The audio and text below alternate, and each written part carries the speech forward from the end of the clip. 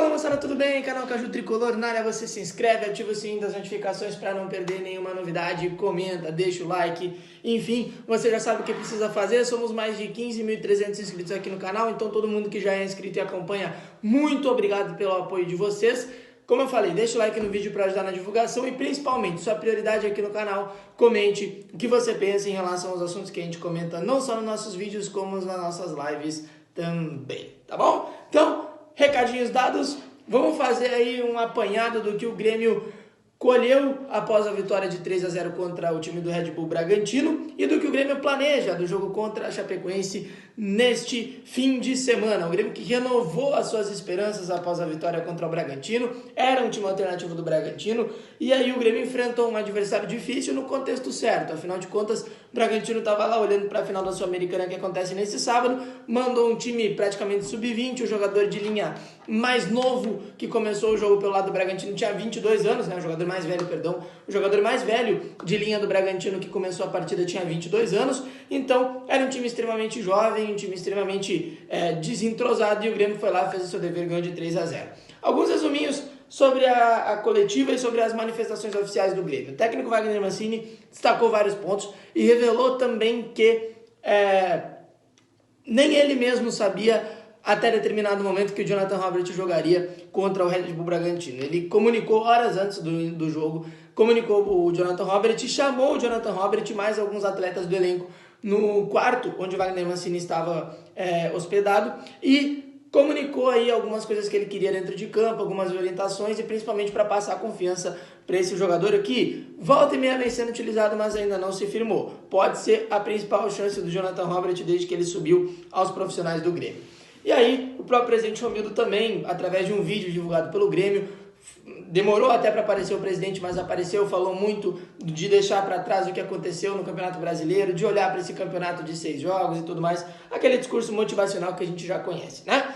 Bom, falando agora um pouquinho sobre o que vai acontecer no jogo contra a Chapecoense, porque o Grêmio já começa a olhar para esse jogo como uma espécie de marca no campeonato. Se o Grêmio ganha da Chape, o Grêmio confirma uma recuperação na competição e aí já começa a olhar, dependendo da combinação de resultados, para o jogo contra o time do Flamengo na terça-feira, o Flamengo que vai estar de olho na final da Libertadores, com uma possibilidade de talvez sair da zona de rebaixamento. Mas, pensando exclusivamente no jogo contra a Chapecoense, tem alguns comunicados aí que provavelmente vai ter torcida do Grêmio em Chapecó. Se não for pela questão legal, digamos assim, né? Não sei se é a palavra mais correta, mas tem aí algumas orientações para quem quiser, para o torcedor do Grêmio que quiser acompanhar o jogo. Tem lá um setor exclusivo da Arena Condá destinado para a torcida do Grêmio, mas um aviso, né? Nada identificado com o Grêmio aí, boné, bandeira e tal. Tem lá o setor sul da Arena Condá, onde geralmente ficam os torcedores visitantes, tá? Lembrando, praxezinho, quem quiser comprar um ingresso para assistir Grêmio, Chapecoense e Grêmio, vacinação, precisa ter a dose única ou a segunda dose. Quem não estiver vacinado precisa ter o teste PCR de até 72 horas antes do jogo ou o teste SWAB de 48 horas antes do jogo, de até 48 horas antes. Os ingressos podem ser adquiridos na bilheteria da Arena Condá e também no site ingressos.chapecoense.com, tá bom? Então, esse é o panorama da torcida em relação ao jogo contra a Chapecoense. O próprio presidente Romildo falou que está agindo nos bastidores para oficialmente o Grêmio poder ter torcida já em Chapecó, e se não der para ter em Chapecó, oficialmente vai ter aí a torcida, tentará ter a torcida do Grêmio contra o Flamengo, que talvez dá tempo. Falando agora dentro de campo, que o Grêmio planeja para esse jogo contra a Chape. O Grêmio vai ter a volta de 3 jogadores importantes, Borja, Chapecó e Vilhaçante, eles que estavam com seleção colombiana, brasileira e paraguaia respectivamente. O Chapecó não jogou, Borja e Vilhaçante foram titulares aí nos 2 jogos da data FIFA, tá? Eles voltam no jogo contra a Chape. A tendência é de que Borja e Vilhaçante sejam titulares, pelo menos essa é a tendência, e aí Chapecó e Breno fica aquela dúvida que a gente ainda não sabe quem é o titular nessa reta final de temporada, mas tem alguns destaques bem interessantes.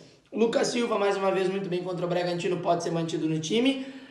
Não acredito que vá com 3 volantes contra a Chape, porque o Grêmio precisa vencer o jogo. E o Borja, mesmo com a boa fase do Diego Souza, que vem marcando gols, marcou um gol contra o Fluminense, marcou um gol contra o Bragantino, tá ajudando o Grêmio, mas deve ficar no banco de reservas para a entrada do Borja, até por uma questão física, tá bom? Então, o que o Grêmio planeja?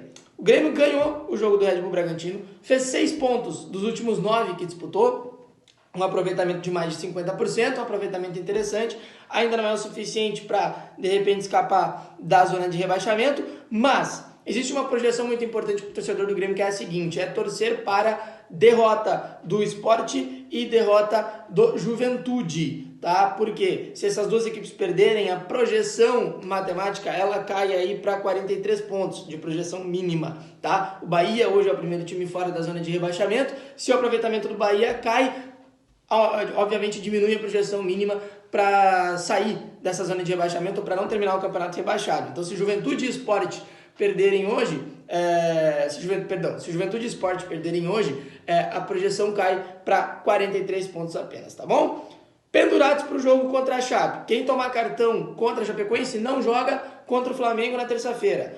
Rodrigues, Vitor Bobsin, Diego Souza, Fernando Henrique, Darlan, Sarará, Wanderson, Jeromel, Vilhaçante e o técnico Wagner Mancini. Então aí são 10 pendurados, elencando aí jogadores e também o técnico Wagner Mancini. Outro ponto muito importante que é o seguinte, para a gente finalizar aqui o vídeo, que já está ficando um pouquinho longo, como o Grêmio rodou o time até o jogo contra o Bragantino para poder encontrar uma escalação. A gente não sabe se o Grêmio ainda encontrou essa escalação, porque foi apenas uma vitória contra o Bragantino, mas o Grêmio não usou apenas 6 jogadores do atual elenco. Apenas 6 jogadores do atual elenco não foram usados pelo técnico Wagner Mancini desde que ele chegou, lá em outubro.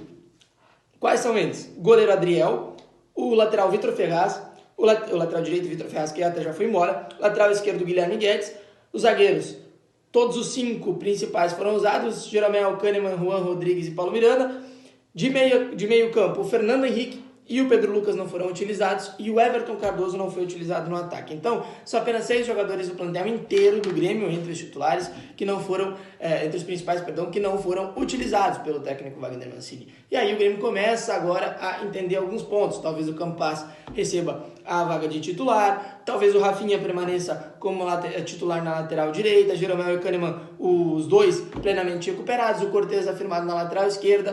Principal dúvida hoje do Grêmio, sem nenhuma sombra de dúvidas, é no meio campo. O Grêmio não sabe se o Vilhaçante vai jogar, se o Lucas Silva permanece, se o Thiago Santos permanece como primeiro volante, se o Sarará ganha uma oportunidade ali. Enfim, ainda o meio campo está pouco desenhado, mas os outros setores do campo, tudo indica que o Grêmio começa a entender um caminho para tentar sair da zona de rebaixamento. O Grêmio começa a entender pelo menos o norte, aonde que o Grêmio deve seguir para sair dessa situação. E você, ainda acredita que o Grêmio vai sair dessa situação, dessa temida zona de rebaixamento?